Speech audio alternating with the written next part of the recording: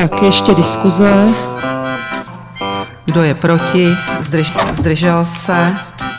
A ten, nevím, jestli vypracoval už odpověď, či vypracuje, nevypracuje. Je to tak? Potom plnění usnesení zastupitelstva města Dvůr Králové nad Labem. Dvůr Králové nad Labem. Hlásí se pan místostarosta Bém. Nikdo se nehlásí do diskuze, dávám tedy k tomuto bodu hlasovat. Kdo je pro? On tady není. Návrh byl přijat.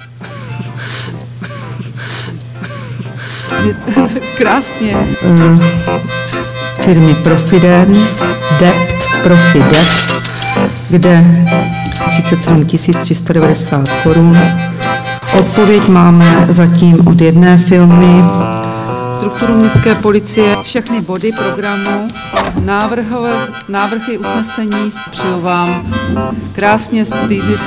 krásně strávený zbytek dnešního dne. Paní starostko, dost nerozumím tomu, co jste právě řekla. 37 390 korun.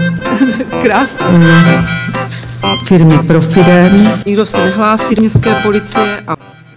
No, nerozumím, ale to je jedno. Tak. Vůbec nerozumím, že se chce stáhnout. Zase nestáhnout. 4 nebo 5 popelnic. Vy se smějete, pane inženýre. Kdyby to spadlo na hlavu.